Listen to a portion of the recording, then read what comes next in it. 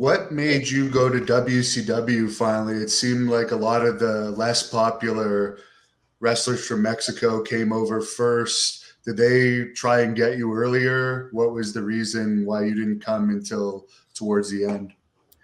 Uh, I wasn't invited or welcomed, and I was really in the midst of a pretty heated feud with Konnan.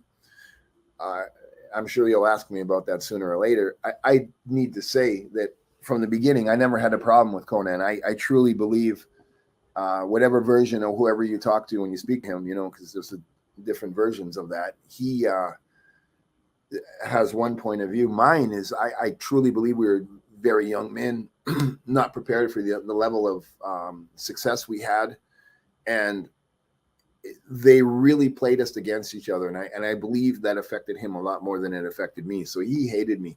So when they got into WCW, they did every single thing under the sun to make sure I wouldn't get called or I wouldn't be known about there.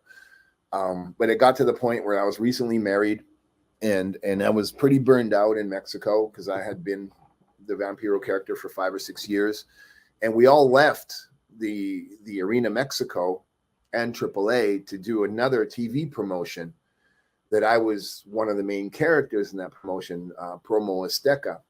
So when Konnan came into that promotion and took all of the talent to WCW with whatever promises were made, I was left out of work, and none of the other companies would take me back. So I was desperate because I was recently married and I had no income. So I begged for an opportunity to have a tryout, and I got my own ticket and I went there. And thank you, Eddie Guerrero, and rest in peace. He gave me the opportunity to do a match with him, and that was enough for me to get signed right there on the spot. Many of the fans have been wanting to know your memories of Eddie Guerrero. Sure. Um, I am very well aware of what he said in his book, and for whatever reasons he wrote that, speaking bad about me. If I did something that provoked that, then I certainly deserve what he wrote about. I don't know what it was or what it is. I hold no grudge. I love Eddie Guerrero. Whatever I did to offend him, I'm more than likely guilty of. Whatever that is, I don't know.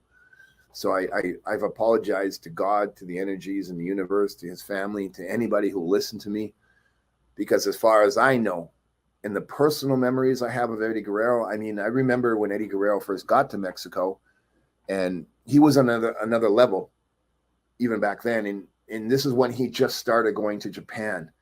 So he was in his moment, and his search was to be a superstar, not famous, but historically on level with guys like Tiger Mask, for example, to be looked at as a great one, and he already was.